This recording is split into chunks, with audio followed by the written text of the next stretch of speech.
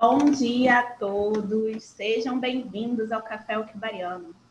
Podem ficar à vontade, sentem onde quiserem. Pode ser o sofá da sala, a cadeira na varanda.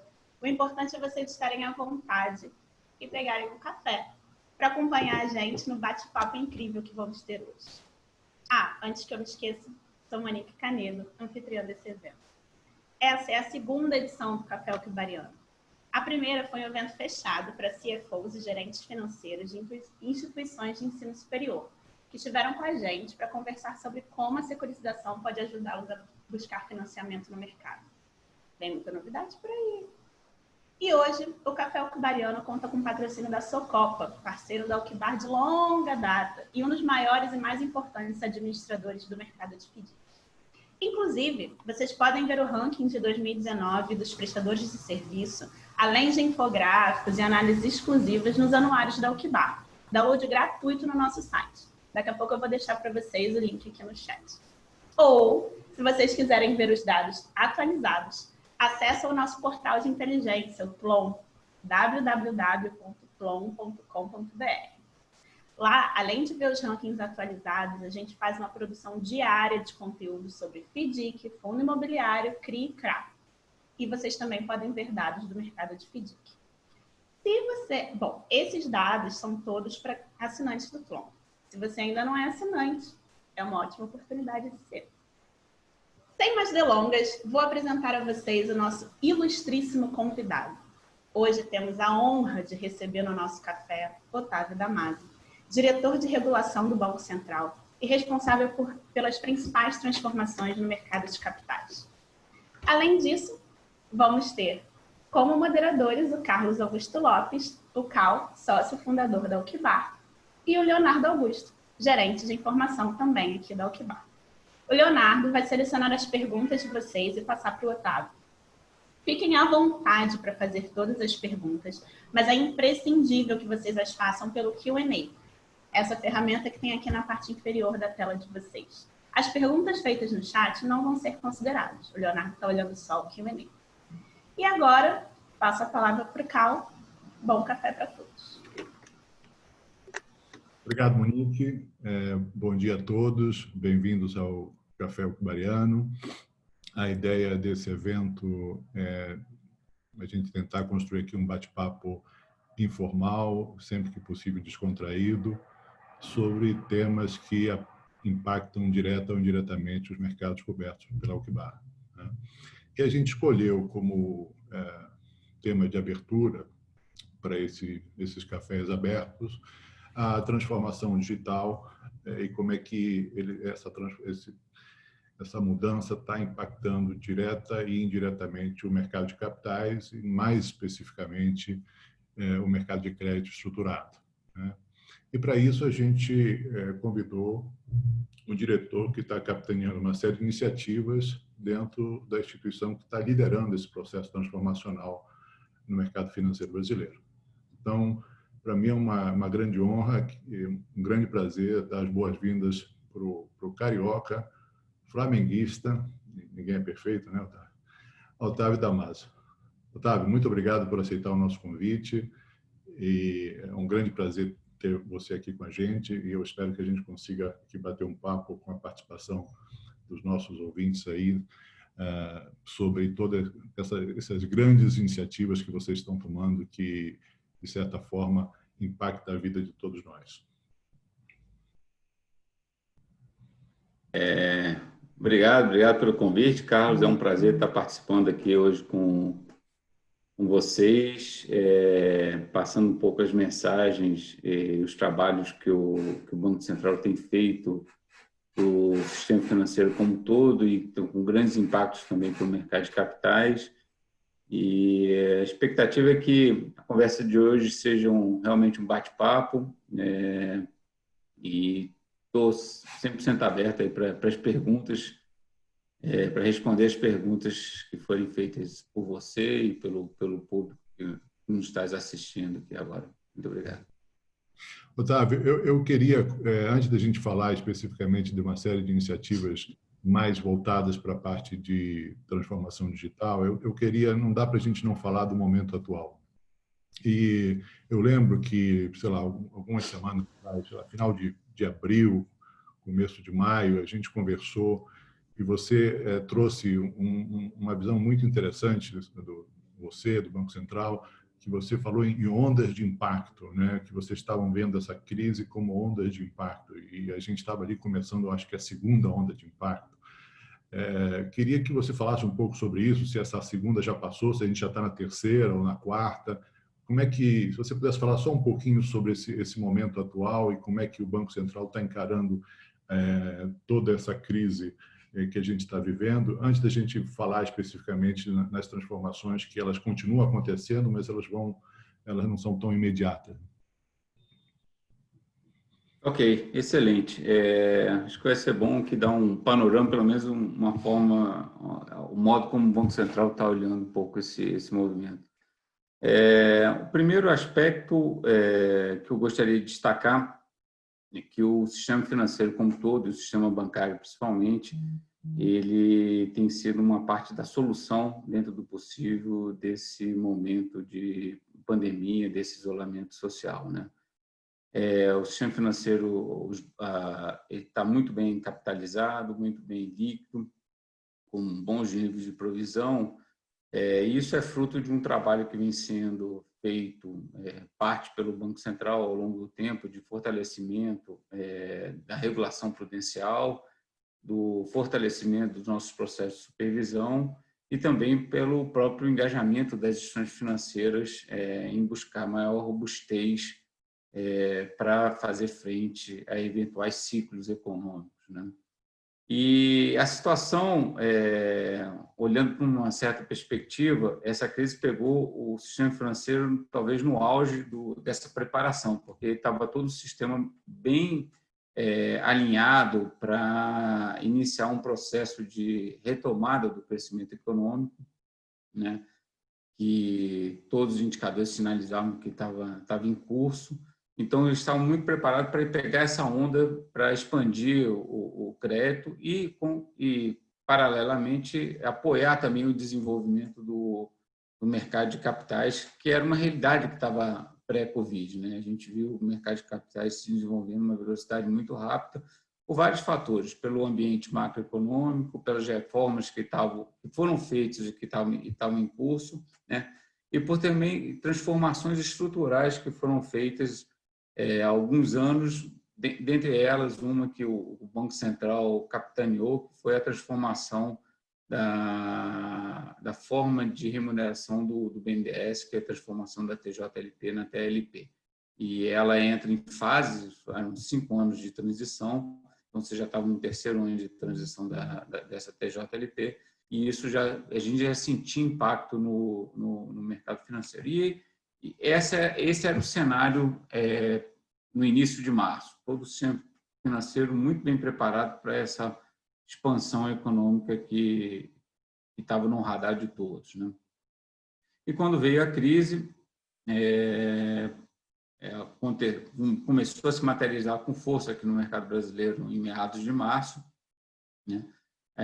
As estratégias, os planejamentos tiveram que ser revistos e, num primeiro momento, como qualquer tipo de crise com essa dimensão que a gente está vivendo, acho que é a primeira crise com essa dimensão, na verdade, que a gente está vivendo, o primeiro choque que se tem é um choque de liquidez, pelas incertezas que são criadas, né?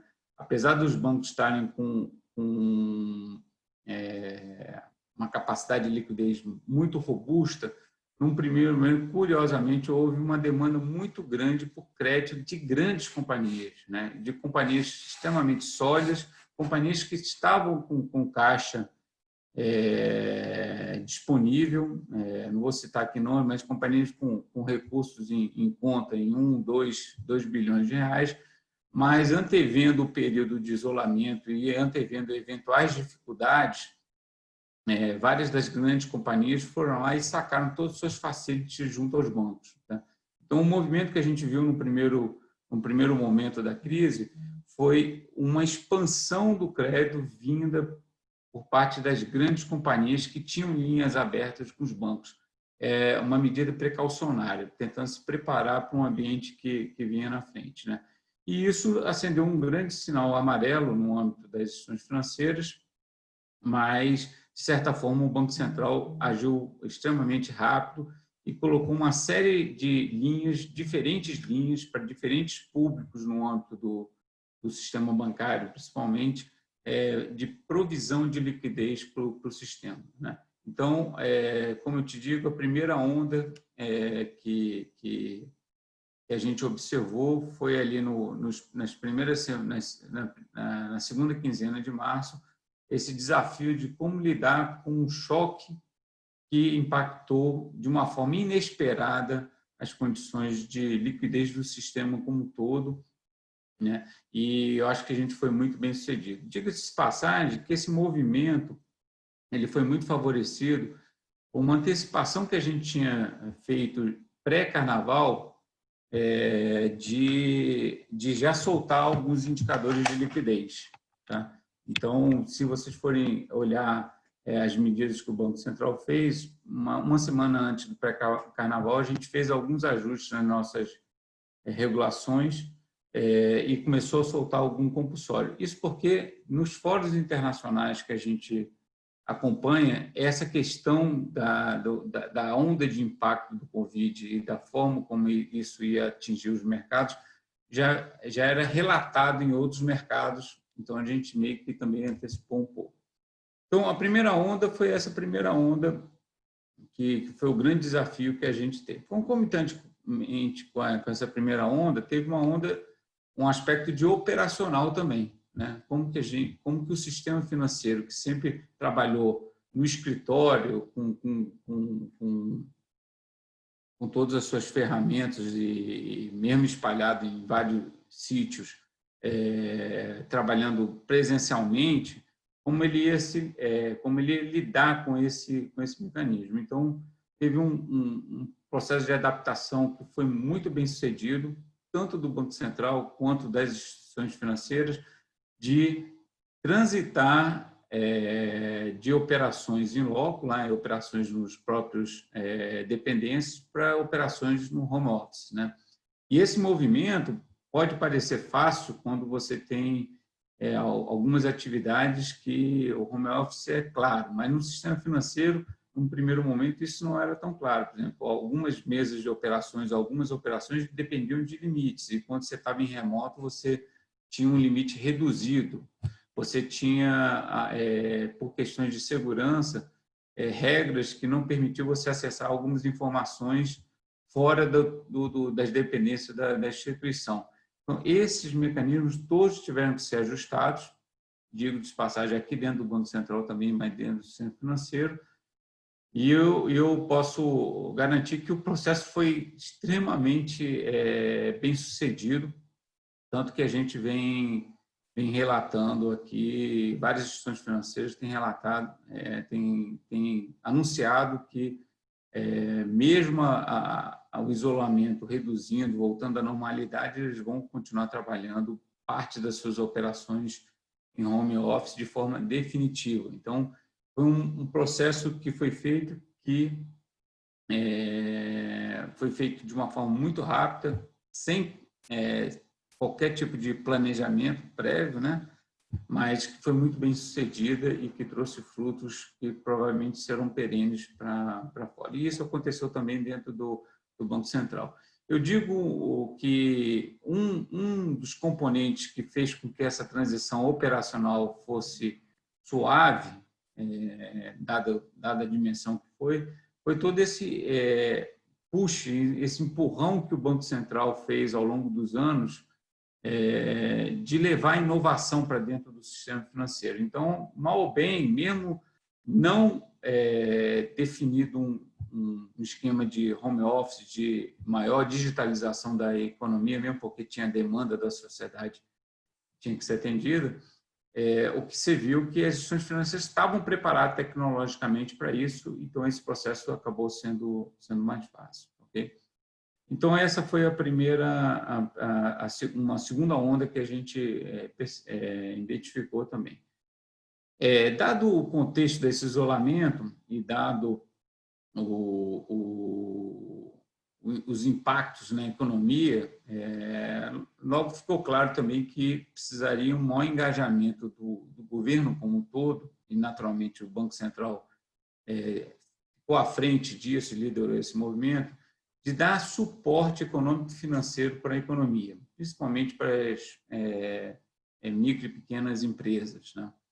Então, mas atingindo também médios e atingindo também grandes. Então, nossa preocupação, além de prover o sistema financeiro de liquidez para superar aquele primeiro momento, é prover o sistema financeiro de liquidez e adequar a sua capacidade de capital para o sistema financeiro ser parte da solução dessa crise, de mitigar os problemas da economia.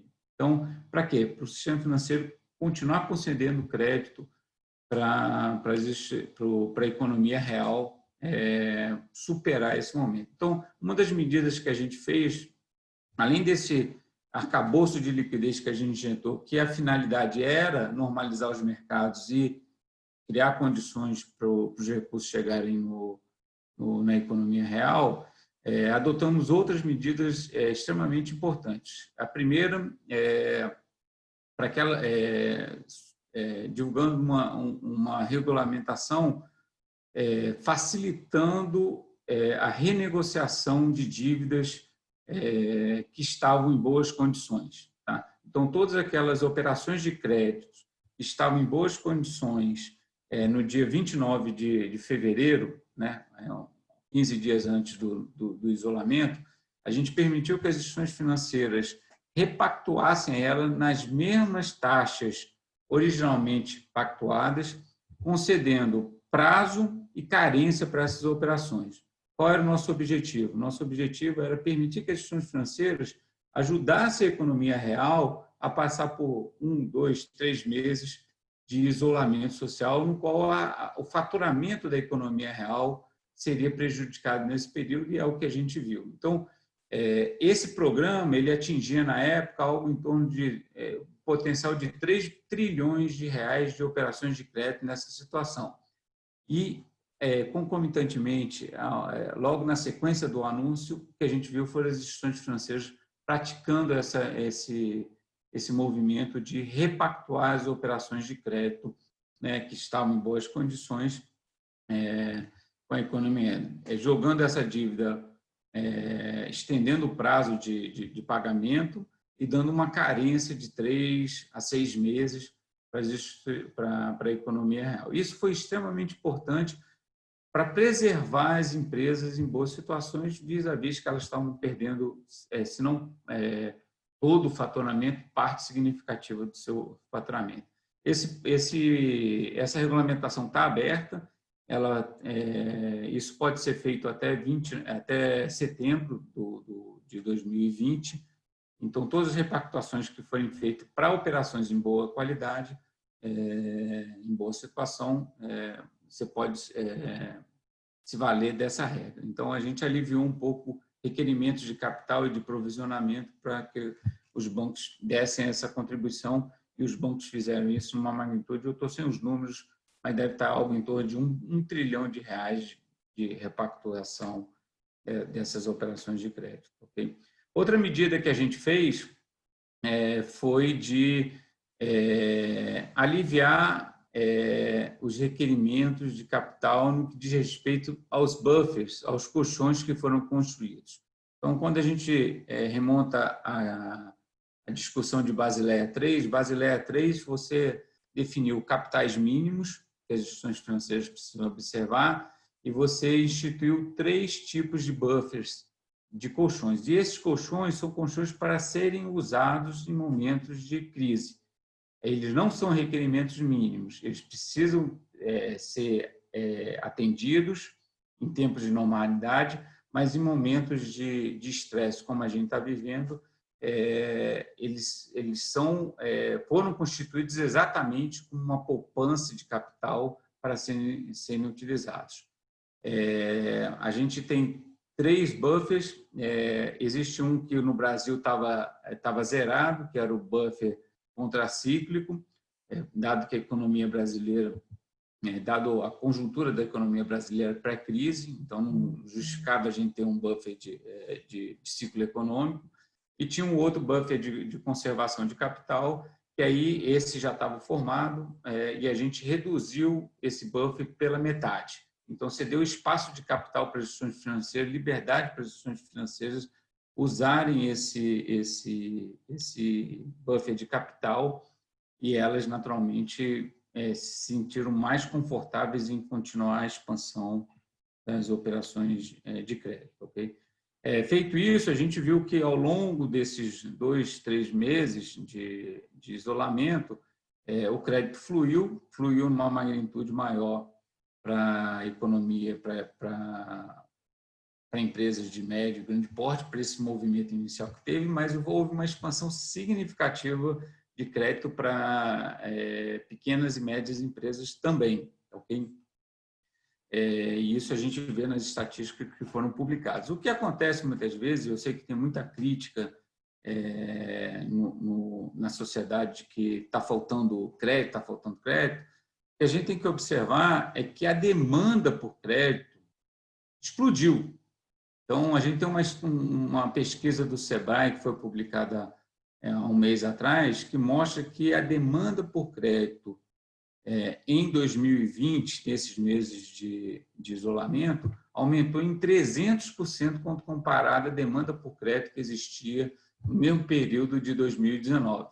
Então, mesmo que a oferta de crédito esteja expandindo 20%, 30%, 40%, vis-à-vis um aumento da demanda por crédito de 300%, sempre vai ficar a sensação na economia de que o crédito não está chegando, né?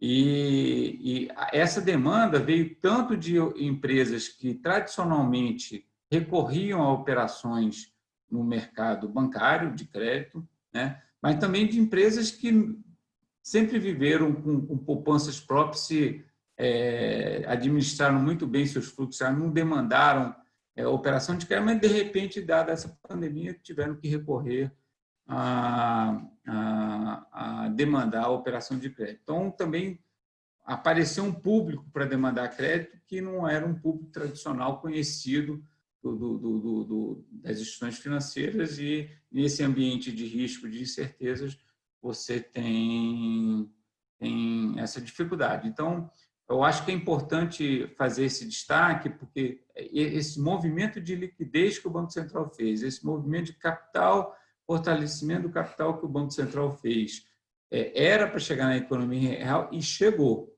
Okay? O problema é que a demanda por crédito foi muito maior do que a capacidade das instituições financeiras em prover esse crédito. Lembrando que teve uma outra fonte de demanda, que foi o esvaziamento do mercado de capitais, que era um componente de crédito que estava crescendo muito nesses últimos anos, né? E que, de repente, travou, e quem estava se valendo do mercado de capitais para se financiar, ou para capital de giro, ou para investimento, teve que voltar para o setor bancário para buscar crédito. Então, é um movimento, eu acho que é importante se destacar. Dito isso, o que a gente logo percebeu também, o governo como um todo, é que um componente que estava se materializando muito no sistema financeiro é que uma leva de crédito tinha sido concedido, mas você começou a ficar claro que, na margem, o que estava dificultando a fluir mais o crédito, um dos componentes que estava dificultando mais a fluir o crédito era o próprio risco do crédito. Tá? Então, vieram os programas do governo, que já foram implementados e estão começando a ser operacionalizados agora, como o Pronamp, como o FGI, como o próprio financiamento da Folha, que parte do programa visa endereçar esse problema do risco de crédito. Então, é o programa do governo, é o recurso do Tesouro, endereçando essa questão do risco de crédito. Não só mais FAN, não só mais liquidez, mas endereçando a questão do risco de crédito. E, somado a isso, o Banco Central anunciou agora na última terça-feira, mais um conjunto de iniciativas que a gente busca fortalecer ainda mais as condições das instituições financeiras de concederem crédito para a economia, né? Então, tem um programa de otimização do capital vis-à-vis a concessão de novas operações de crédito. Então, tudo bem alinhado com as regras de Basileia, e também a possibilidade de usar uma parte do compulsório da poupança, que é um instrumento que observou uma captação bem significativa nessas últimas semanas, para prover crédito para micro e pequenas empresas. Então, essa é uma continuação de uma onda que é aquele desafio que todos nós temos de manter as nossas empresas vivas, porque essa pandemia vai passar, né? E o mais importante nesse período é a gente manter a empresa viva, mesmo que ela tenha reduzido sua capacidade de gerar fluxo de caixa, de faturamento, mantendo ela viva. Quando tudo voltar à normalidade ou começar a voltar à normalidade, que já está começando a voltar, a gente já vê esse movimento, é muito mais fácil ela retomar suas atividades do que se você deixar a empresa morrer. Isso até para efeito do emprego. Se você deixar uma empresa morrer, até o cara reconstituir, primeiro fechar aquela empresa, né? A gente sabe que as dificuldades de morrer uma empresa aqui no Brasil, liquidar uma empresa é difícil. Depois ele reabrir um outro negócio lá na frente, isso vai demorar anos. Então, manter a empresa viva é fundamental para a retomada da economia no pós-pandemia, entendeu? Então, esse que é o nosso foco. Por isso que a gente sempre endereça muitas das nossas ações para o crédito para micro e pequena e média empresa, tá? Mesmo porque a gente percebeu que houve uma retração, uma redução da demanda por crédito pelas famílias. Porque os gastos, de certa forma, diminuíram também, os gastos com restaurantes, os gastos com compras, os gastos com outras atividades aí que a gente pode relacionar, e também diminuíram porque a população, vis-à-vis a incerteza que você tem pela frente por causa da pandemia, adota também medidas precaucionárias e dá uma parada. Então, esse é o momento que a gente está passando agora. Olhando para frente, eu acho que o grande desafio que o sistema financeiro tem, e isso é claro, não adianta a gente esconder, é como absorver as potenciais perdas que vão ser materializadas, entendeu? Então... Você fala de inadimplência. Oi? Você está falando de inadimplência. Inadimplência, entendeu? Então, isso a gente deve, de certa forma, você começa a aparecer um pouco e, ao longo do segundo semestre, tende a crescer, e a expectativa, pelo menos até agora, que isso alcance aí o seu pico entre o final do segundo semestre e o primeiro trimestre do ano que vem. A notícia importante é que o sistema financeiro volta à origem da minha conversa. Ele entrou nesse processo muito bem capitalizado, muito bem líquido e muito bem preparado para fazer frente a esse movimento. E, do lado do Banco Central, a gente tem feito todo o monitoramento e ajudado o sistema financeiro a absorver também esse movimento. E a gente não vê qualquer tipo de risco para a economia como um todo, inclusive vislumbramos uma capacidade plena das instituições financeiras, mesmo diante desse cenário, continuarem provendo crédito para todos os segmentos, sejam as famílias, sejam as pessoas jurídicas. E, de certa forma, só concluindo aqui a minha fala, aos poucos a gente vê, vocês que acompanham o mercado de capitais, ele começando a dar sinais de que está voltando à sua normalidade. Só para concluir, dentre as medidas que o Banco Central fez lá atrás, foi uma medida também de dar fluidez ao mercado de debêntures, tá? Então, a nossa ideia nunca foi salvar a empresa A, B, C ou D, ou salvar quem estava quebrando, mas sim manter os mercados minimamente funcionais Então, a gente também criou uma linha dentro do montante de compulsório que existia para as instituições financeiras comprarem debêntures no mercado, e isso ajudou a destravar algumas barreiras que existiam no primeiro momento. E agora, recentemente, também na terça-feira, a gente fez a regulamentação daquela que ficou PEC da Covid, né? Que é a possibilidade de um maior escopo de intervenção do Banco Central. Eu acho que um mero anúncio, disponibilização desses instrumentos ajuda o mercado a voltar para o seu patamar de normalidade, naturalmente, dentro de uma anormalidade, né? Então, ele tende a voltar a se estabilizar. Então, são esses pontos que eu gostaria de falar, e acho que a mensagem principal é sistema financeiro bem sólido, bem líquido, com plena capacidade de continuar provendo ajuda à economia real para frente, e o Banco Central ele vai continuar trabalhando para criar condições para que o crédito chegue à economia real. Legal, Otávio. É muito tranquilizador ouvir isso e ouvir de vocês que a gente está numa situação que a gente sente que vocês estão confortáveis, obviamente, dentro do que é possível estar confortável dentro de uma crise. Eu queria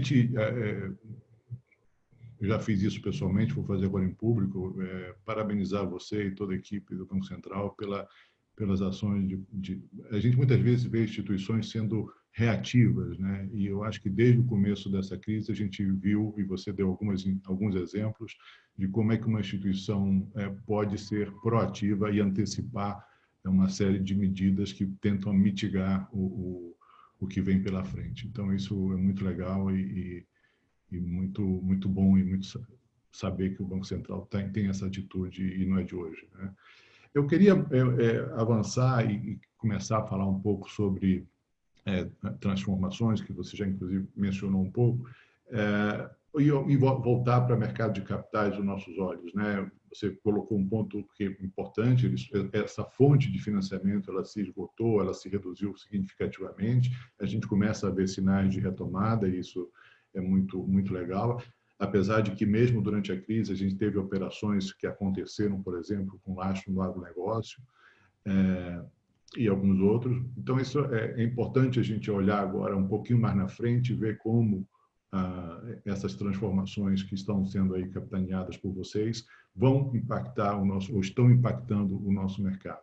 E eu queria começar te perguntando sobre esse assunto, uma pergunta que me fizeram ontem, né? Ontem eu participei de um webinar e a pergunta que me fizeram foi o seguinte: você acha que a duplicata escritural é um killer? E aí ele explicou o que é o killer.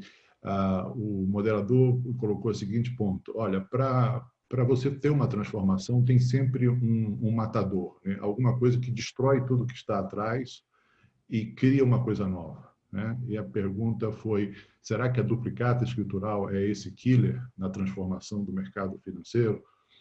Eu respondi que eu não sabia, acho que não, mas que existiam várias iniciativas que estão sendo tomadas, né? A duplicata escritural, do meu ponto de vista, é uma delas, né? Você tem a digitalização, a transformação de todos os títulos de crédito, de modo geral, né? Ou uma tentativa de fazer isso, tem o agronegócio que já está lá, você tem as registradoras, você tem as escrituradoras, você tem a sociedade de crédito direto, as fintechs, quer dizer, tem o pagamento instantâneo.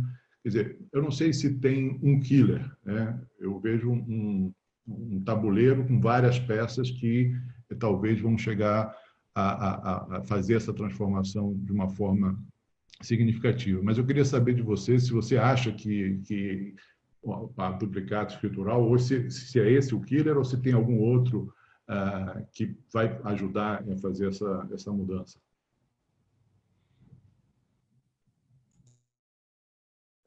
Bem, ótima pergunta, e se me permite, eu vou falar contar uma história aqui. porque passa muitas vezes despercebida pela grande sociedade e às vezes até pelo mercado bancário, pelo mercado de capitais, essa nossa agenda que a gente chama de agenda de registro e que de uma forma direta e indireta, a Duplicata faz parte. Aí no final da minha fala eu vou lá falar um pouco da Duplicata e qual a minha visão. A gente tem uma agenda dentro da agenda de inovação, mas que se dilui também para outros componentes do banco, que é uma agenda de registro. Tá? O que é essa agenda de registro? É você ter todas as informações no âmbito do mercado financeiro registradas de forma digital e tempestivas, né? Então, a gente tem essas informações. Esse processo de registro ele começou com foco muito na supervisão, e começou com a criação da CETIP, lá na década de 80. Né? E para cada crise que a gente foi tendo, a gente foi ampliando o nosso sistema de registro. Então, quando a gente teve o caso lá do Banco Nacional e do Banco Econômico em 1995, 96, que foi fruto de questão de crédito, a gente criou lá o SCR, que é o nosso sistema de crédito do Banco Central. Quando foi na crise de 2008, por exemplo, teve a questão dos derivativos, então a gente criou a central de derivativos para entender todas as exposições de derivativos no âmbito do sistema financeiro. Teve outras crises que levaram a gente a criar a central de cessão de crédito também, e a gente foi montando esse sistema de registro integrado, entendeu? E hoje, eu te digo, o Banco Central do Brasil tem um modelo de supervisão que a gente consegue ver a instituição financeira, principalmente a instituição bancária, quase que em tempo real por essas informações, né? E cruzar uma série de indicadores. Então, eu consigo ter uma noção, todo final de noite, eu tenho uma noção muito clara da situação de cada instituição financeira. Um outro que eu não podia deixar de destacar também foi o próprio sistema de pagamentos que entrou em vigor em 2001. Tá? Então, eu vou contar uma história para ter uma dimensão como isso foi importante para a supervisão e depois eu vou contar uma história de como isso tem sido importante para o mercado de capitais e vai ser mais importante para o mercado de capitais. Vamos voltar à crise da Lava Jato. Né? Se a gente voltar lá para 2014, uma das primeiras decisões, quando a Lava Jato estourou para valer, foi uma decisão da Petrobras que falou assim, vou parar de pagar meus fornecedores. Não sei se vocês devem lembrar dessa situação, você que mora no Rio provavelmente tem, porque grande parte dos fornecedores da Petrobras estavam aí próximos ao Rio de Janeiro. Entendeu? A Petrobras, naquela época, ela é ainda uma empresa super grande, mas naquela época ela tinha uma participação na economia como um todo bem significativa e ali estava no auge ali do processo de expansão para o pré-sal. Né? Então, quando teve esse movimento, acendeu um baita de um sinal vermelho no Banco Central. E a gente falou assim, a gente tem que ver qual que vai ser o impacto para o sistema financeiro disso. Okay? Então, o que a gente fez? Com base em todos esses sistemas que a gente tem, e tendo como origem o próprio sistema de pagamento, a gente identificou a Petrobras, na Petrobras, todos os fornecedores diretos da Petrobras. Okay? Todos. Imagina a quantidade de fornecedores diretos. Para cada fornecedor direto da Petrobras, a gente classificou cada um deles pelo grau de dependência do faturamento em relação à Petrobras. Então, tinha fornecedor que 100% do faturamento dele dependia da Petrobras, tinha fornecedor que 5% do faturamento dele dependia da Petrobras. Isso a gente conseguia ver pelo SPB, por causa das transferências bancárias que eram realizadas, que passam pelo SPB. Okay? Para aqueles que tinham algum grau de dependência mais elevado, a gente começou a percorrer a cadeia de fornecedores indiretos da Petrobras. Então, tinha o primeiro fornecedor, ele tinha, vamos supor, 80% do faturamento dele dependente da Petrobras, então eu comecei a olhar todo mundo que estava na cadeia dele. Okay? Todas as empresas que forneciam tinham alguma relação com essa empresa diretamente fornecedora da Petrobras. E fui pegando a cadeia até lá o final, ok? A gente foi até o extremo dessa cadeia, olhando todo o mapa. Não satisfeito só com as empresas, eu comecei o Banco Central começou a olhar os funcionários dessa empresa, tá? Porque aquelas grandes empresas muito dependentes da Petrobras tinham funcionários, e os funcionários também tinham crédito em instituições financeiras, de pequeno, médio porte, cooperativo, não interessa. Eu comecei a olhar. Então, quando eu fiz todo esse mapeamento, eu olhei toda a exposição do ecossistema Petrobras ao sistema financeiro global e a cada instituição financeira individualmente. Então, nesse período, a gente identificou uma série de instituições financeiras que tinham um elevado grau de dependência da Petrobras, sem muitas vezes ter qualquer relacionamento com a Petrobras. Mas por quê? Porque ela era um grande fornecedor, era um grande provedor de crédito e operações financeiras para várias empresas na cadeia, nessa enorme cadeia do ecossistema da Petrobras. E aí começou um processo de supervisão individual para cada uma dessas instituições financeiras. Então, chegou lá a supervisão e falou assim, Banco X, o negócio é o seguinte, você tem aqui um grau de exposição à Petrobras de tanto e você vai ter um problema de liquidez daqui 3 ou 4 meses, porque as suas operações aqui vão casar assim, sabe? E o banco, eu não faço nada com a Petrobras, né? Mas deixa eu te mostrar a cadeia com quem você trabalha e quem está dependente da Petrobras aqui no meio. Enfim, a gente começou a mapear isso e fez individualmente para cada instituição financeira, cooperativa de crédito também, um trabalho de supervisão conjunto, de parceria do Banco Central com aquela instituição financeira, da gente mostrando o risco que ela estava correndo e exigindo que ela se preparasse para uma eventual falha no fluxo de pagamento. Enfim, esse trabalho foi feito em silêncio durante 2, 3 anos, graças e única e exclusivamente ao processo de registro que a gente tem. Só para vocês terem ideia, o SCR, a gente tem informações de todas as operações de créditos, com PJ e pessoas físicas, acima de R$200, todo mês com 30 campos de cada informação. Essa é a base da supervisão. Então, a gente fez esse trabalho com cada uma dessas instituições financeiras e, no final do processo da Lava Jato, enquanto ele impactou a economia brasileira, que chegou a cair 6%, 8% combinado em 2 anos, o que a gente teve? A gente não precisou liquidar nenhuma instituição financeira, mesmo a economia brasileira naquela época retraindo quase 8%, 9%, né?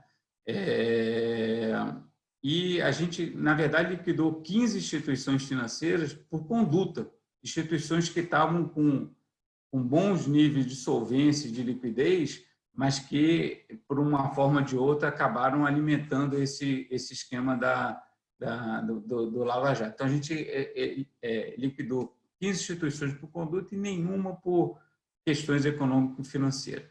Isso, depois a gente soltou num REF, que é o Relatório de Estabilidade Financeira, um box lá explicando esse movimento. Mas esse sistema de registro é extremamente importante para o Banco Central, porque ele dá a segurança para a gente ter um diagnóstico, um mapeamento do sistema financeiro e ter uma ação muito proativa em todos os momentos, tá, ok? E a gente usa ele em inúmeras situações, em casos grandes, e, naturalmente, agora a gente está analisando caso a caso, por isso que eu tenho segurança de dizer que o sistema financeiro está sólido, né? Não estou cantando aqui nenhuma coisa que não seja plenamente verdadeira, entendeu? Agora, esse conjunto de informações, em um certo momento, a gente começou a perceber que ele seria muito importante para o resto da economia. Tá? Então, lá atrás, o nosso sistema de risco de crédito, a gente começou a permitir que as instituições financeiras consultassem ele como birô de crédito. Então, a instituição financeira, se você for pegar um crédito num banco, mesmo que a maioria da população não saiba, você dá uma autorização para o banco para ele consultar o cadastro do Banco Central. E aí, o que o banco vê? Ele vê se o Otávio tem dívidas qual o montante da dívida dele, se a dívida do Otávio estão sendo regularmente pagas ou não. Ele não consegue ver qual foi a instituição financeira que concedeu a dívida, entendeu? Com quem ele pegou, com quem o Otávio pegou o crédito, mas ele consegue ver todo o painel de relação dele com o sistema financeiro agregado e consegue ver, pô, o Otávio tem aqui 100 mil reais de dívida, uma dívida imobiliária, um consignado, cartão de crédito, para 4. Isso, inclusive, hoje em dia, o Banco Central disponibiliza para a sociedade. Se você tiver interesse, tem um sistema no Banco Central que chama Registrato, e você consegue entrar na base de dados do Banco Central e ver quanto que você tem de endividamento no sistema financeiro. Então, é uma forma até, um serviço que é prestado para a população. A gente permite isso. Mas, então, essa informação começou a ser jogada para o sistema financeiro, tá ok? E aí a gente começou a ampliar esse arcabouço de registro, né?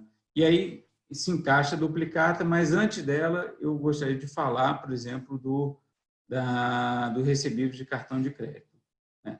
O recebível de cartão de crédito é um dos principais ativos que as pequenas e pequenas e médias empresas têm no seu relacionamento diário.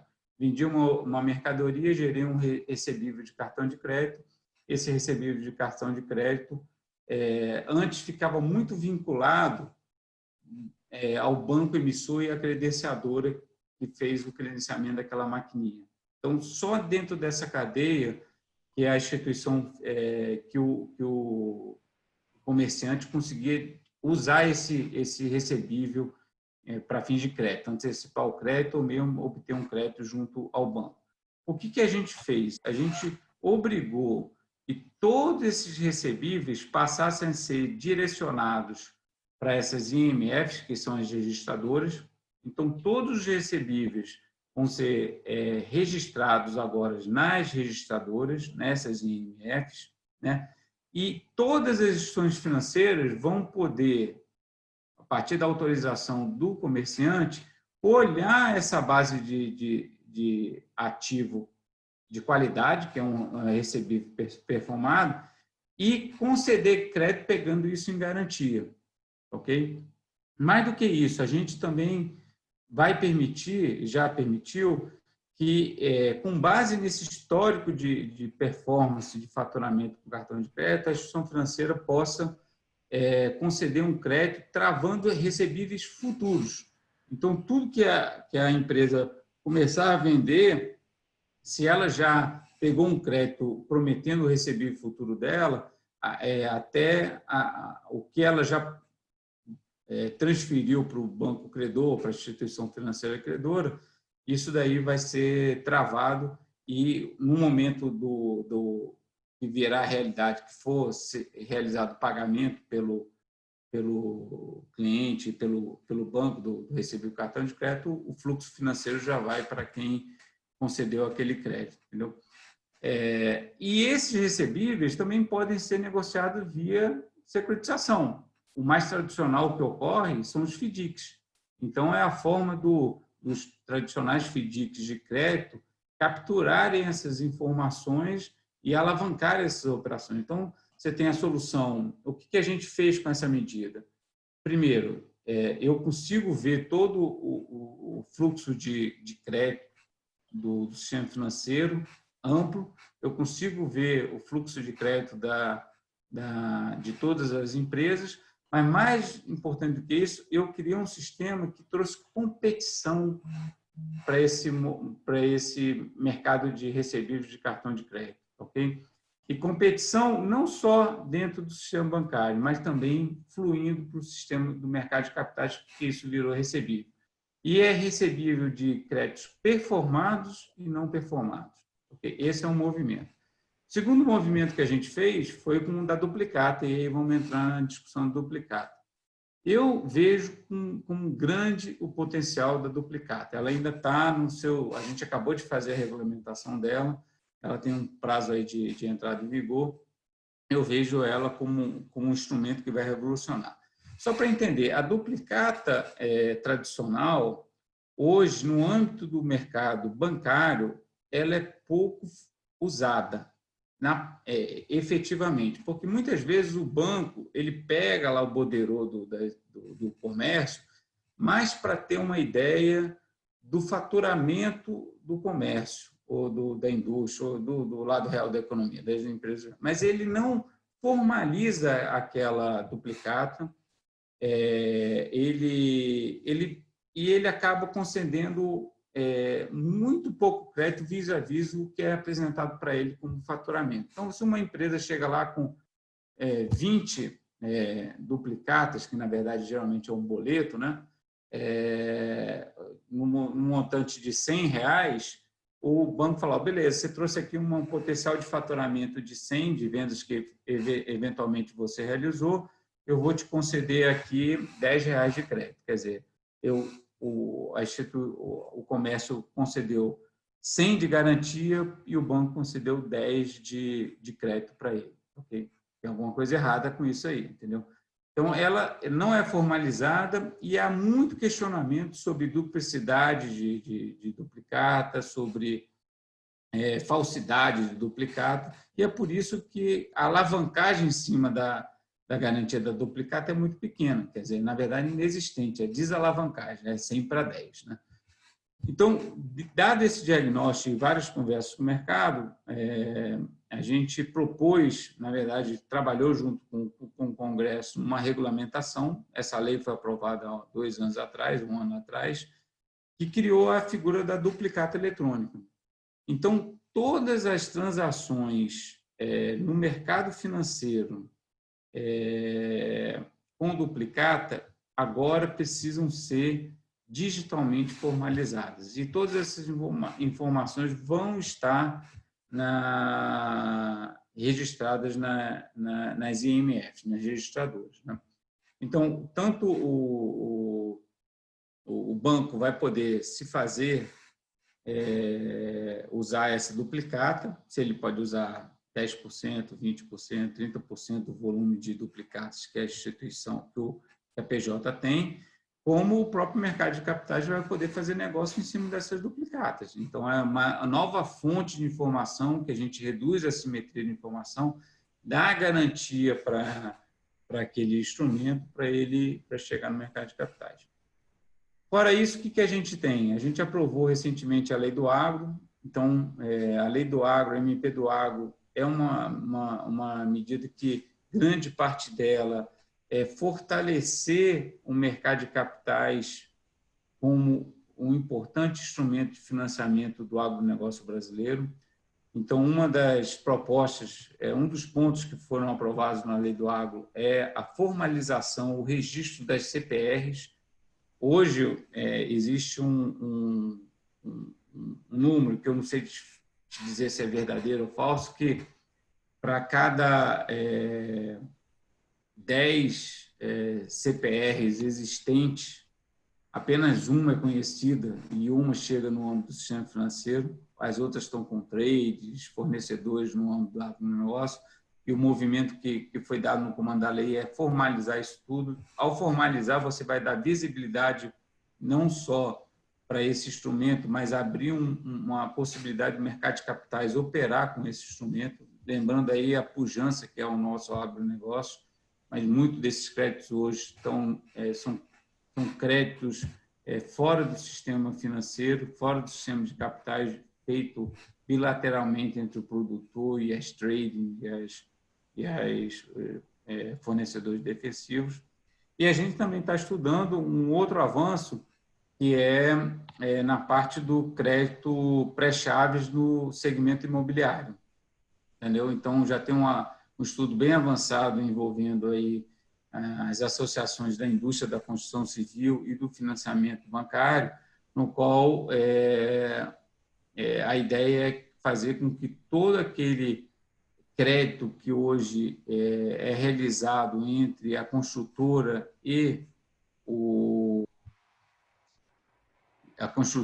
o cliente, principalmente nos contratos de compra e venda, você começa a formalizar aquilo e isso vai virar informação e, com certeza, vai alimentar o mercado de capitais. Então, desculpe se eu falei um pouco demais, mas eu acho que agenda de registro, muitas vezes, ela passa à margem do conhecimento público e ela é super importante. É claro que você está trazendo para dentro do mercado financeiro uma série de ativos que estavam na periferia e que agora, com as registradoras, pelo menos isso abre a comporta para o mercado de capitais ter mais ativos, ou se sentir mais confortável com os ativos que estão entrando. Eu queria passar a palavra para o Léo, porque as perguntas estão pipocando aqui. Léo, escolhe aí, dentro do contexto, como é que a gente vai mandar aqui as perguntas. Eu ia trazer uma pergunta da Franciele Viana, só que acho que o Otávio acabou já respondendo, né, relacionada aí a toda essa questão da regulamentação da duplicata eletrônica, tá? Mas se puder manter nesse assunto ainda, e aí se você puder responder rapidamente, Otávio, sobre como que fica a questão do aceite na duplicata eletrônica, tá? Com essa questão toda de registro. E aí, se depois a gente puder mudar de assunto, eu queria mudar para o assunto de Open Banking, tá? A gente está com bastante perguntas sobre isso. E aí eu vou passar aqui primeiro a pergunta da Fernanda Levi, da KLA Advogados, que ela pergunta, primeiro ela menciona, né, que os grandes bancos eles têm uma visão de que essa medida, né, do Open Bank, elas são agressivas e podem impactar o mercado de instituições financeiras sólidas, que hoje dão segurança ao mercado. Ela queria saber qual é a visão do Banco Central em relação a isso. E a outra pergunta do Fábio Silva, também relacionada ao Open Banking, ele queria saber, na verdade, sobre o comitê de implementação do Open Banking, tá? Ele queria saber como que você e o Banco Central veem essas iniciativas em que há uma forte experiência aí de corregulamentação e autorregulamentação, tá? Se quiser, depois eu repito alguma das perguntas, tá? Obrigado. Bem, todo o desenho da duplicata, só respondendo de uma forma bem genérica, ele foi feito para ser tudo eletrônico. Então, todas as etapas dele vão ser realizadas de forma eletrônica, inclusive na parte do aceite e na parte da liquidação também. Você só pode liquidar uma duplicata quando ela entrar dentro da duplicata eletrônica por instrumentos eletrônicos, pelas formas de pagamento digitais. E com isso você cria todo o componente de informação necessária para esse processo. O último ponto que eu queria complementar nessa parte de registro, que serve muito para duplicar também, esse processo de digitalização com todas as etapas formalizadas eletronicamente, ele traz um outro componente muito interessante, que é o da segurança jurídica. Então, muitos conflitos que acabam indo para o judiciário hoje são porque faltou alguma formalização ou alguma informação nesse processo. Quando você torna o processo eletrônico com rastreamento de tudo e com toda a informação registrada, que a gente percebe que os conflitos eles são gerados dentro do próprio ecossistema do registro e se solucionam ali dentro, ok? Não vou falar que nunca vai ter alguma questão que vai fluir para o judiciário, mas eu te diria assim, que vai ser muito minimizado esse escape para o judiciário, porque você tem as regras lá do sistema, né? E você tem os pontos de controle e a governança daquele sistema. Indo para a questão do Open Banking, te respondendo a primeira pergunta de uma forma bem clara.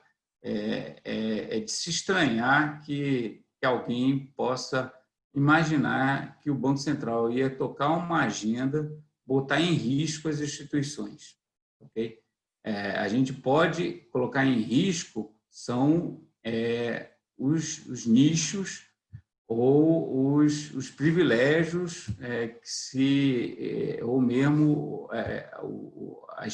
o poder de mercado que alguns mercados têm, entendeu? Isso, naturalmente, toda a nossa agenda de inovação e de competição, ele vai nessa linha. A gente vê sistemas verticalizados, a gente vai lá e tenta romper com o sistema verticalizado. A gente vê uma instituição dominando um mercado, a gente busca alternativas de trazer outros players para aquele mercado. Agora, é trazer competição, não trazer risco, entendeu? Agora, o que eu acho que tem que parar um pouco é essa ideia de que defensivo em relação ao Open Banking. E olhar o Open Banking como uma oportunidade. Assim como estou dando uma oportunidade para as fintech, para os novatos, a mesma oportunidade eu estou dando para os bancos incumbentes. Entendeu? Então, eles têm a mesma oportunidade. E te digo mais, tem movimentos no passado que a gente fez que, em tese, a gente tinha uma expectativa que os pequenos fossem acelerar ou se valer mais do que os grandes, e, na realidade, na prática, foi ao contrário. Alguns bancos grandes usaram as regulamentações de forma muito mais proveitosa que muitos pequenos. Então, em vez de ter essa ação defensiva em relação a uma agenda que vai ser implementada, tente fazer do limão uma limonada e surfa nessa agenda, porque é uma agenda que a sociedade está demandando, ok? Então, é esse acho que o recado que a gente gostaria de passar no âmbito do Banco Central. E o Open Banking é uma das agendas prioritárias do Banco Central, e ele já começou o processo de implementação dele. Terça-feira, se eu não me engano, a gente soltou a governança a regulamentação da governança dele, e faz parte do processo, como muitas vezes são trocas de informações entre instituições financeiras. A gente quis dar oportunidade para o sistema financeiro chegar a um entendimento comum da tecnologia a ser usada nesse processo, lembrando que tudo que precisa ser feito já foi definido no âmbito da regulamentação, e agora a implementação, a parte de tecnologia, os ajustes finos, a gente deixou para o próprio sistema financeiro se arrumar, mas deixou de uma forma que o Banco Central vai estar participando desse processo, ok? Para fazer ele se tornar efetivo, e mais do que isso, com um recado bem claro: se isso não avançar, o Banco Central vai entrar. Entendeu? Então, esse é um processo que vai acontecer. Tá? E a gente vê grandes oportunidades, que na prática é fluidez de informações. Aí volto a falar, o mercado de capitais, o Open Banking, ele não é uma iniciativa só para pessoa física, para famílias, né? Ela é uma iniciativa para pessoas jurídicas. Inclusive, quando a gente estuda a experiência em alguns outros países, a gente percebe que o Open Banking ele avançou muito mais rápido no mundo empresarial, no qual uma empresa passa a ter os benefícios dele, do que no mundo da pessoa física, né? Então, vou te dar um exemplo. Hoje, eu sei que tem várias empresas que fazem um esforço enorme para conciliar os diversos relacionamentos de pessoas jurídicas, de pequenas empresas, que as pessoas jurídicas têm com vários bancos. Então, eu tenho conta em 4 bancos, às vezes eu preciso ter conta em 4 bancos por causa de... Mas eu não consigo fazer aquilo tudo juntar no meu dashboard ali para fazer o monitoramento daquela situação. Então, já tem algumas empresas não financeiras, não reguladas pelo Banco Central, que visam buscar um mecanismo de extrair essas informações dos 4 bancos para poder fazer esse gerenciamento em prol da empresa. O Open Banking, ele vem para padronizar isso e para obrigar que a instituição financeira incumbente, banco médio, pequeno ou mesmo IP, forneça isso de uma forma padronizada em prol da empresa, ok? Então, o que a gente está olhando com o Open Banking é melhor qualidade de produto e serviço para a sociedade como um todo, famílias e empresas. eu não vejo como um sistema, independente da iniciativa vir do Banco Central, mas eu não vejo como mais transparência e menos assimetria pode ser destrutivo. Quer dizer, só existe ganho.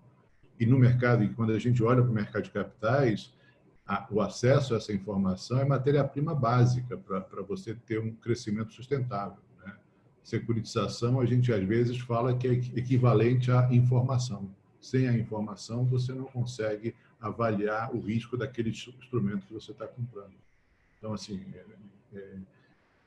independentemente de você, dessa iniciativa vindo do Banco Central, ela poderia vir no campo do mercado de capitais da CVM, é fundamental para o desenvolvimento do país e da sociedade como um todo, né? E a gente vê muito o que você acabou de falar, que a gente eu não sabia, né? Mas eu acredito muito mais na empresa que está buscando financiamento, que está desesperada muitas vezes por um crédito e não conseguir com aquele banco, rapidamente ir para um outro canal e conseguir se financiar a partir do momento que ela é dona dos seus dados e ela faz desses dados o que quiser. Sim. Léo? Podemos mudar mais um pouquinho de assunto? Falar um pouco de Pix. Na verdade, tem aqui Pix e WhatsApp. Tá? Vamos tentar juntar aqui. Primeiro, a Eliana Nassif, ela pede para você falar um pouco, resumidamente, ela pede para você falar um pouco sobre o Pix. Tá? E depois a gente tem uma pergunta aqui do Alfredo Marrucho, confrontando, né, o Pix com o WhatsApp Pay, e ele pergunta qual foi o racional para a suspensão do sistema de pagamento do WhatsApp. E depois o Walter Júnior, ele pergunta se há uma agenda para analisar essa questão desse serviço do WhatsApp Pay antes do lançamento do Pix. Ok.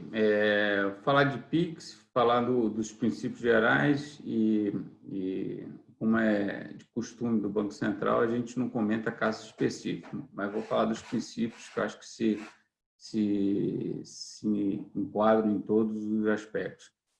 Bem, o Pix, eu acho que o Pix é uma das agendas prioritárias do Banco Central, junto com o Open Banking, que são os dois pilares que o presidente Roberto Campos definiu que chova ou faça sol, eles vão andar de qualquer forma. Então, vocês podem ver até que no âmbito desse momento que a gente está vivendo, alguns projetos a gente postergou um pouquinho, mas Pix e Open Banking a gente não arredou 1 centímetro do pé, implementou, continuou tocando, e essa é a orientação e isso que vai ser feito. E o Pix, ele traz um benefício enorme para a sociedade como um todo, de trazer um mecanismo de transferência de recursos, de pagamento de recursos muito mais eficiente, digital, seguro e barato, ok? Quando você olha mundo afora, você tem vários modelos de pagamentos instantâneos sendo implementados, ok? E o que pega muito em outros países é que ou você tem uma empresa que controla em prol de uma associação, ou você tem um grande player que domina, né? E quando a gente foi discutir o modelo do Pix há alguns anos atrás no Banco Central, há 2 anos atrás, teve muito essa discussão, se a gente ia deixar essa câmara de liquidação do Pix ficar no setor privado ou acoplar ela no nosso sistema de pagamentos, né? Por que eu digo acoplar ela no nosso sistema de pagamento? Porque, como o Pix é 24/7, pega final de semana, o sistema de pagamentos brasileiro, o final de semana tem várias funcionalidades que, por natureza, não são operáveis. Então, você trabalha só com os dias úteis. E o Pix ele precisa estar operando 24/7, inclusive finais de semana e feriado. Então, era acoplar, né, no SPB. E lá atrás foi uma posição unânime da diretoria de não, vamos fazer isso aqui dentro do Banco Central para quê? Eu não quero que esse coração do sistema financeiro ou do sistema de pagamento fique no domínio de uma empresa única no setor privado que pode criar problemas para a concorrência. Então, a gente trouxe isso para dentro do Banco Central com a única e exclusiva finalidade de ter um sistema cada vez mais aberto para todos os players poderem participar, ok? Então, olhando de uma forma bem pragmática, se vocês voltarem na história aí recente do Banco Central, ao longo do tempo a gente vem brigando com alguns modelos verticalizados. A indústria de cartão de crédito é um exemplo bem claro. Começou com um trabalho conjunto Banco Central, CAD, lá em 2009. Depois a lei de 2012, 2013 veio e começou a abrir, e ela abriu de uma forma que hoje a gente tem uma concorrência imensa na parte de credenciamento e de pagamentos.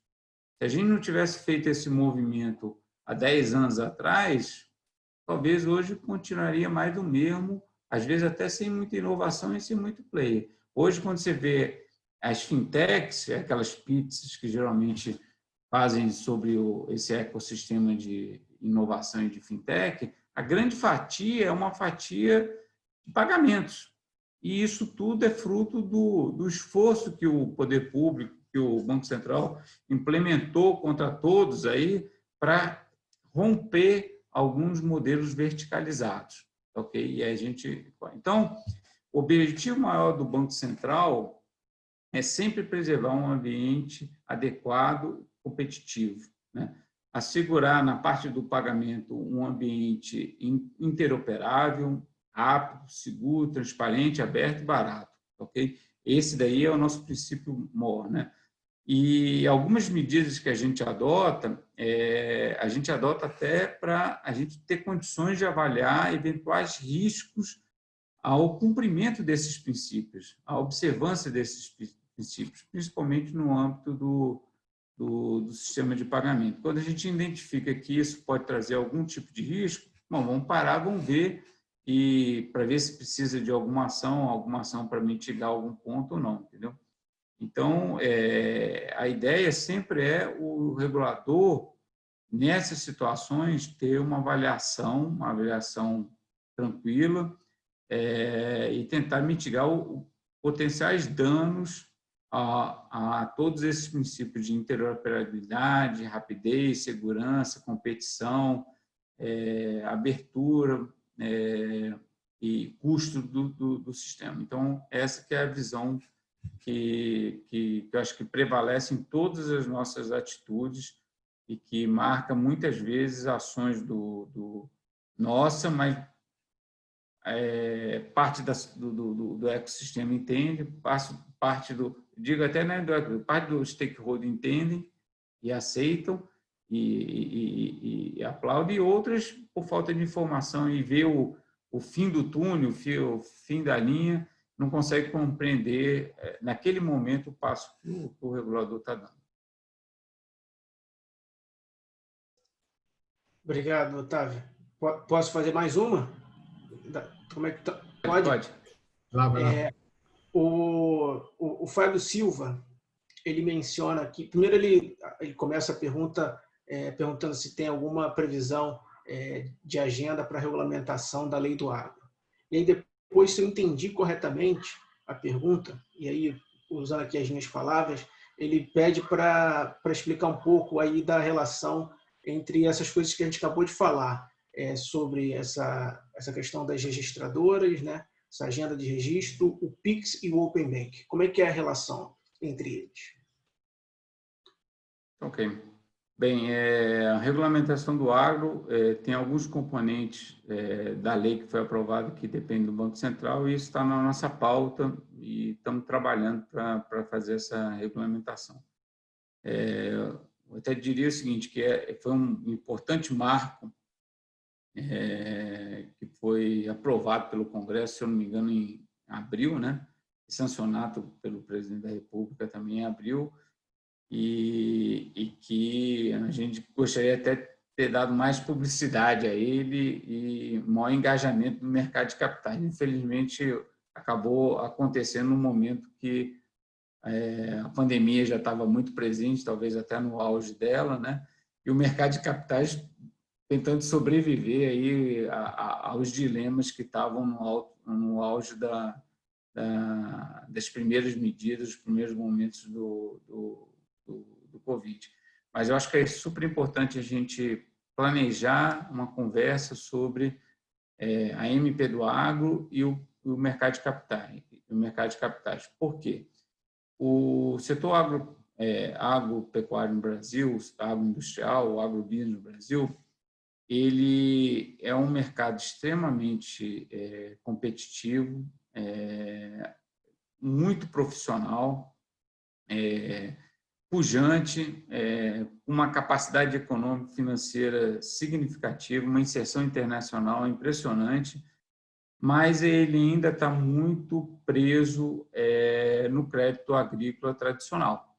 Tá? Então, há alguns anos, o governo já vem fazendo um esforço de trazer mais o mercado de crédito livre e o mercado de capitais para financiar isso.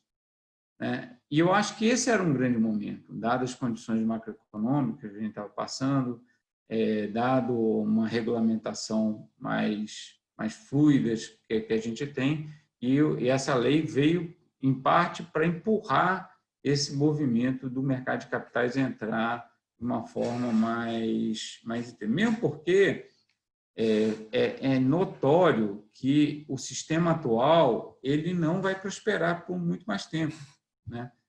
Primeiro porque as duas principais fontes, eu diria que estão esgotadas do sistema de crédito. Primeiro, o fiscal, subsídio, a gente tem todo o esforço fiscal do governo, vai ser um pouco prejudicado agora pelos efeitos da pandemia, mas vis-à-vis o crescimento do setor agro, ele é incapaz de acompanhar dando subsídios na magnitude que foram concedidos anos atrás, entendeu? Então, ou você arranja um mecanismo para substituir isso, ou você vai ter toda aquela discussão todo ano de qual é a magnitude do subsídio, cada vez menos, cada vez talvez menos eficiente também para o mercado. Então, esse é um componente. Outro componente são as regras de direcionamento do crédito.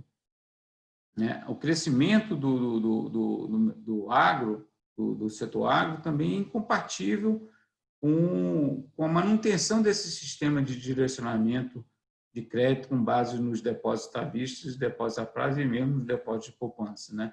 Eu te diria que hoje esse sistema é um sistema que é uma âncora, não de estabilidade, é uma âncora no outro sentido de amarrar o desenvolvimento do agronegócio. Aquele produtor rural, aquele agrobusiness que fica dependendo hoje de regras do plano safra do crédito público, deve ser um sofrimento. É muito melhor ele abrir a janela e buscar o mercado privado.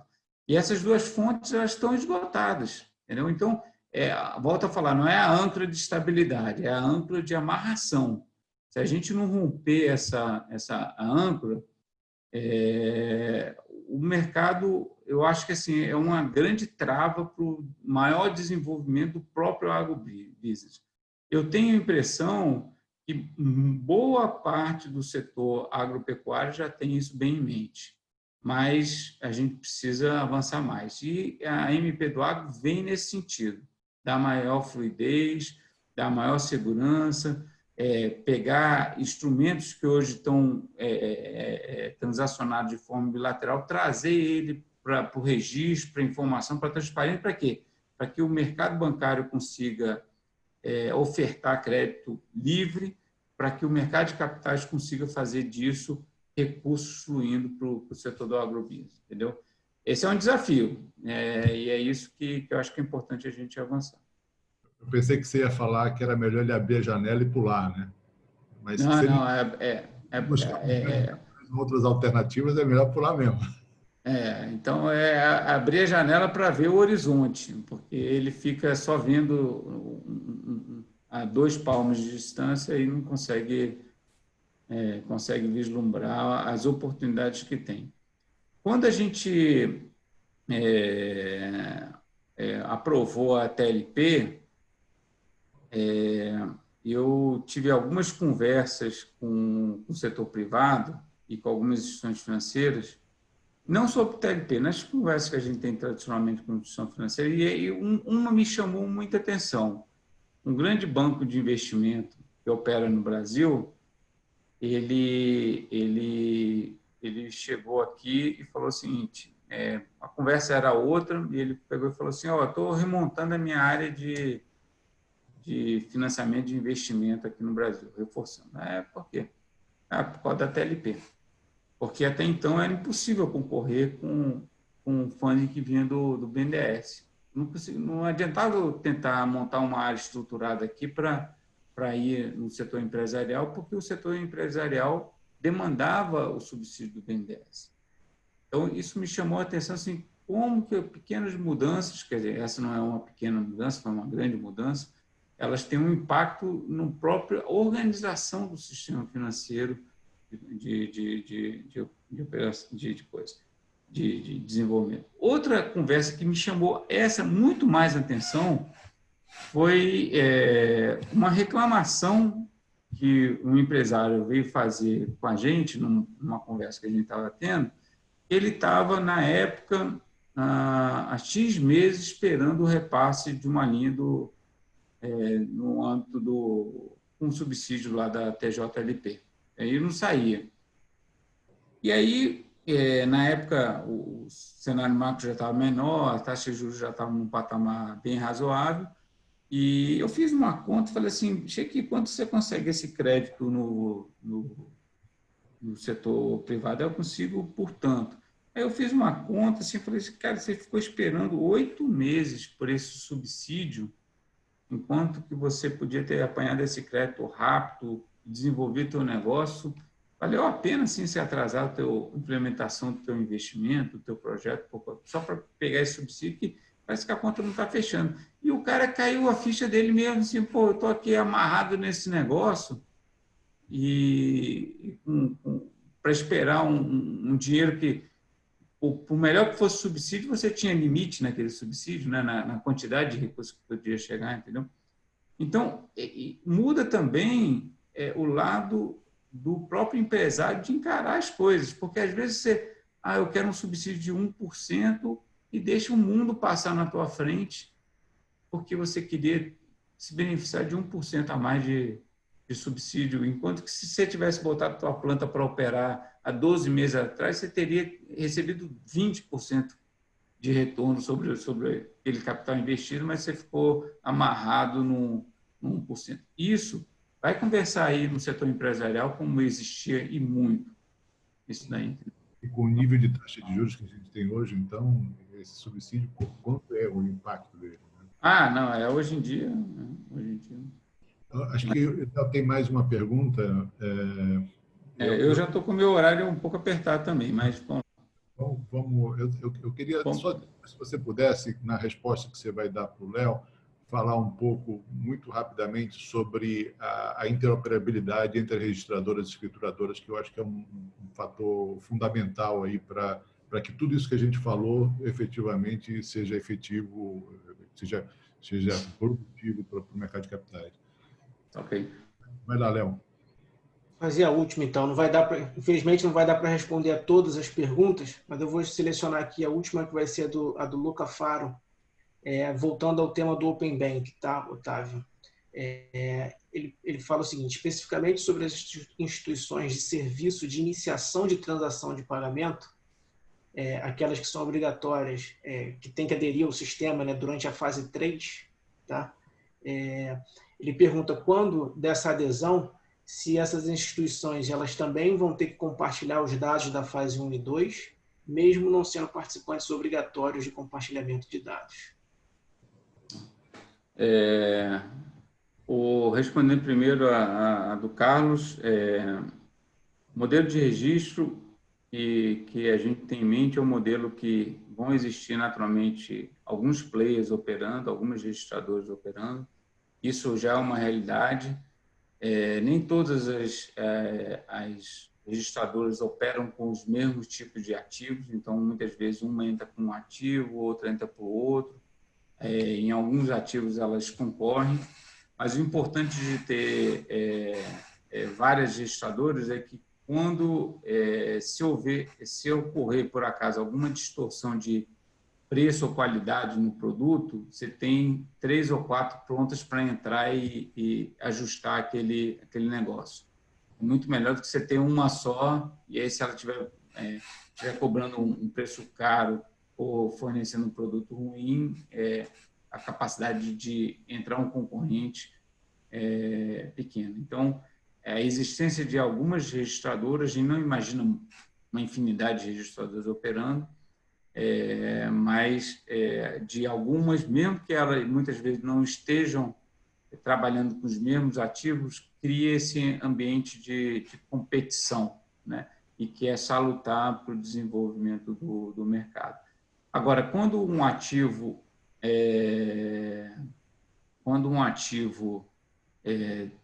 pode ser registrado em 2 registradoras, em mais de uma registradora, o importante é a interoperabilidade dos dados básicos, até mesmo para a gente garantir a unicidade dessa informação no ambiente do sistema de registro, né? E aí, para isso, a gente se vale de um processo que a gente chama de convenção, que elas são obrigadas a assinar, né? E nessa convenção se estipula as formas de interoperar aquelas informações. Naturalmente, não são todas as informações, mas são as informações básicas para que uma eventual consulta numa outra registradora consiga identificar a existência e a unicidade de um certo ativo no mercado. Esse é um trabalho que a gente vem fazendo, isso já tem avançado, e isso é crucial, a interoperabilidade entre elas. Em relação ao Open Banking, o princípio que a gente adotou no Open Banking é o princípio de que as instituições financeiras do segmento S1, S2, elas são obrigadas a participar do ecossistema do Open Banking. Os demais players,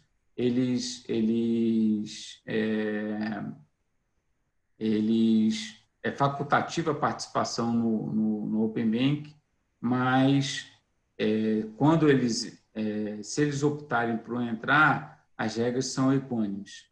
Então, em termos de compartilhamento de informação, vai ter que fluir de um lado para o outro.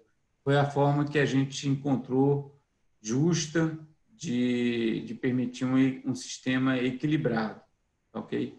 E então uma pequena não necessariamente precisa entrar, mas a partir do momento que ela quer se beneficiar, ela tem que jogar a regra do jogo, que é a regra de compartilhamento. Mesmo porque, olhando pela ótica do cidadão, eu posso querer manter a minha conta numa grande instituição financeira, né? Olhando aí pelo lado do S1, S2, e ter operações com alguma instituição de menor porte, ou uma IP, ou outro player que venha participar do ecossistema, mas concentrar as informações relevantes nessa minha instituição grande. Faz parte do jogo. Então, eu tenho que ter esse interesse, esse poder, e aí cabe aí ao cliente, né, de fazer essas informações, essas funcionalidades fluírem para a instituição. E aí, no caso, a gente, para a fase 3, ainda tem uma regulamentação que vai sair, que é a do iniciador de pagamento. A nossa expectativa é, em breve, colocar ela, ao menos, em consulta pública para a sociedade avaliar ou mesmo publicar ela. Então, em breve, vai ter um pouco mais de informação sobre essa proposta.